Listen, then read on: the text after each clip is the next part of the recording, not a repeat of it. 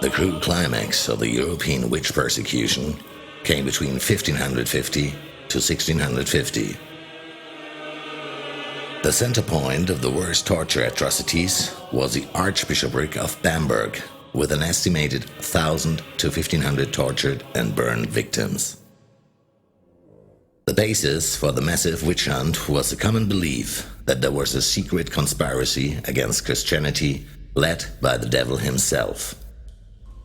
The witches and magicians were his tools, and he used them to destroy men and animals by means of black magic and evil witchcraft. The city of Bamberg has already suffered from 2 waves of witch persecution, with more than 300 burned victims, but the worst atrocities were still to come. On February 13, 1623, a new prince-bishop was appointed in the rich and wealthy archbishopric.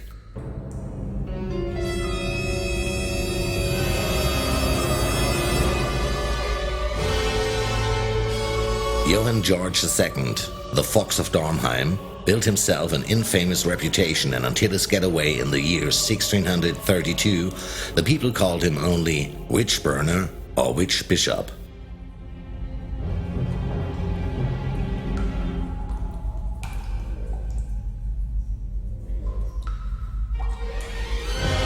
Based on his position as highest Christian and terrestrial sovereign, he arranged the building of a torture prison which is unparalleled in the whole world.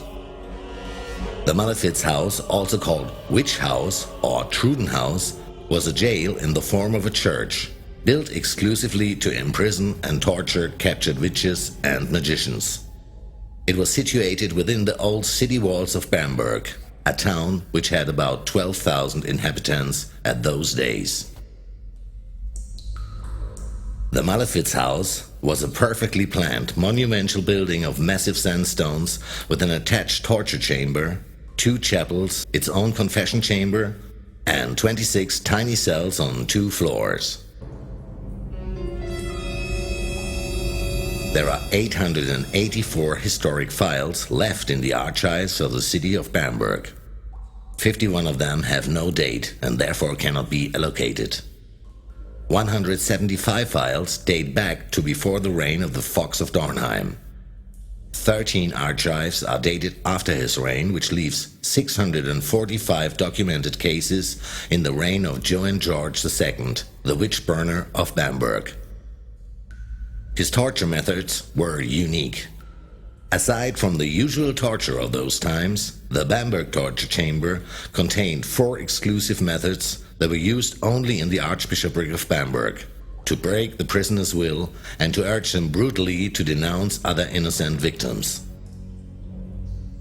The tertiation was only verbal and by showing and explaining the torture instruments.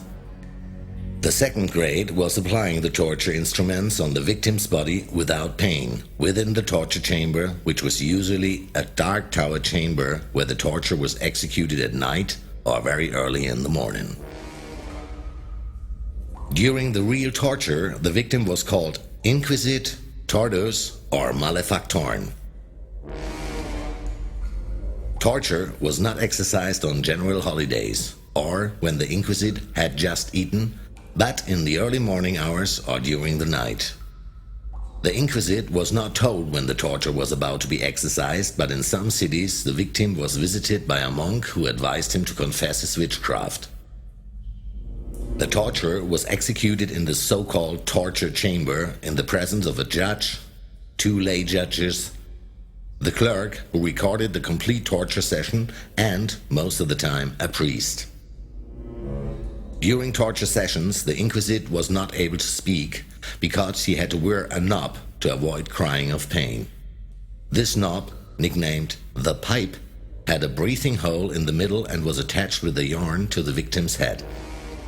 Rules were that a single grade of the torture should not last longer than 15 minutes, and the whole torture session should not last longer than 1 hour.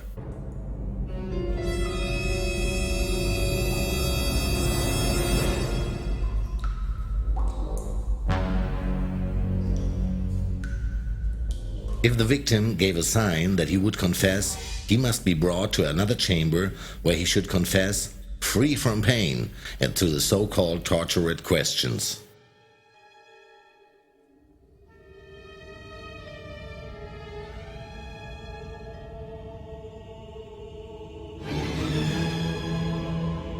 If it became obvious that the tortured victim was not willing to confess after 1 hour of torture, or if it seemed that the victim's life was in danger, the torture was stopped and the judgment was called absolutia ad instantia, the decline of the instance.